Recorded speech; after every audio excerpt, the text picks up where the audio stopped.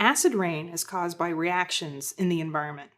Nature depends on balance, and although some rain is naturally acidic, with a pH level of around 5.0, human activities have made it worse.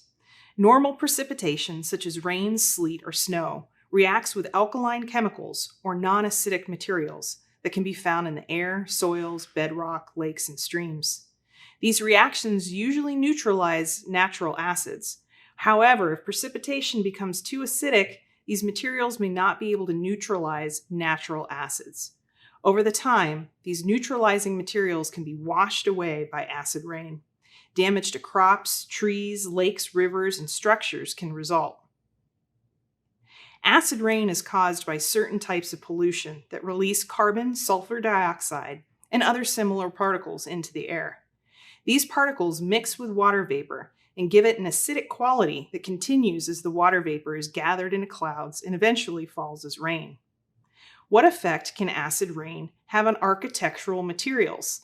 Let's investigate using a few common construction materials. This is acid rain. Some of the greatest damage from acid rain occurs to man-made structures. You can see these effects on many structures in Washington, D.C. The acid interacts with some of the stone and eats it away. Over time, details and artistry are worn away. For this investigation, you will need a pH sensor, SparkView software, a rinse bottle, a large cup with 100 milliliters of water, 3 beakers each with 50 milliliters of vinegar, an iron nail, limestone, granite samples, and a straw.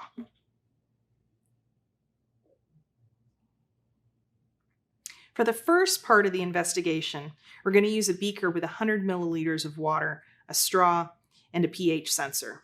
So let's turn on our pH sensor. Okay, I see the Bluetooth flashing red, letting me know it's ready to pair. I'm going to click on sensor data and connect. And I see that my pH sensor has the ID as 703. It's reading the same here, so I'm good to go.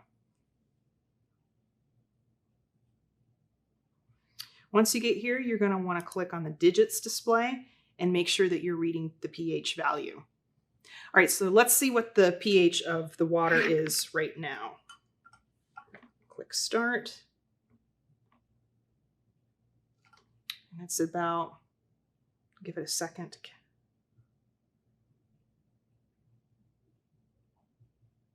About 9.35, it's hovering around this, letting me know that it's a base. Okay, I'm going to stop. So next, we're going to blow into the beaker using the straw for about 60 seconds, and we'll speed this up for you, and then we're going to check pH again.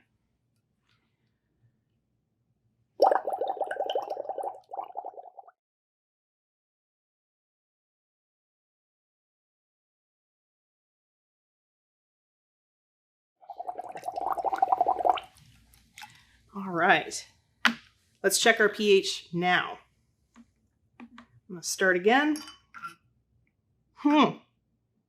Interesting. Had a bit of a decrease. Wonder what caused the pH of the water to change. I'm going to stop recording.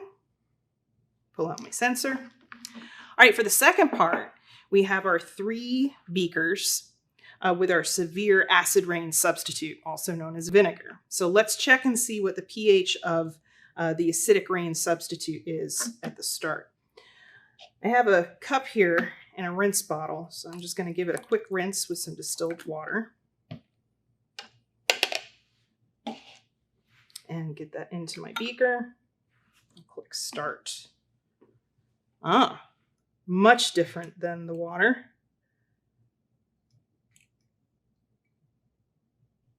Looking around 2.19. Hovering around there, definitely acidic. Okay, gonna give this a quick rinse again. Set it off to the side. All right, so next I'm placing the nail, the limestone, and the granite samples into the beakers. And we need to observe over the next 5 minutes any notes, any reactions that we may see, and then we're going to test the pH after those 5 minutes. We'll speed up this part for you.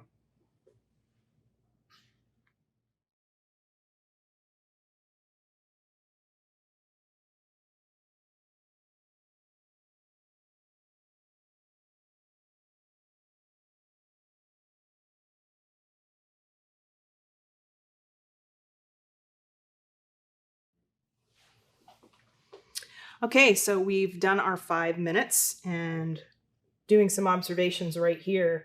Looking at the nail, I see some bubbles on it, and it's actually starting to change color a bit. My limestone is really bubbling. There's something definitely going on there. And the granite sample, not so much. So let's check the pH of each of these and see if we can find anything interesting. All right. Okay, let's try the nail first. We're reading at 1.82.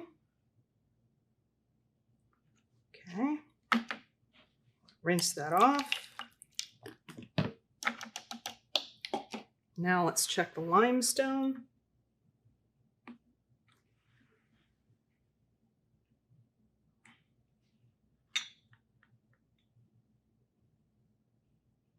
Looks like it's still thinking here. pH is going up.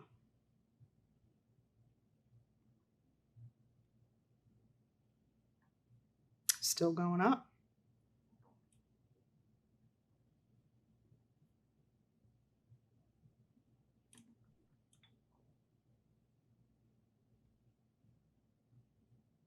Okay, about 3.2, 3.3, hovering around there. That's pretty interesting. Stop, rinse one more time, and let's see what's going on with the granite. Interesting.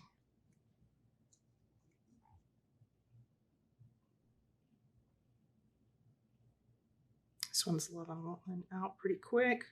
We're looking at 2.19.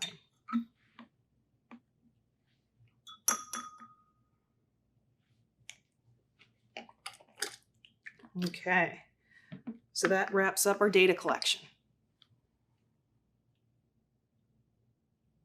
For the analysis portion of this investigation, you will refer back to your observations and pH readings to answer the questions on the student sheet.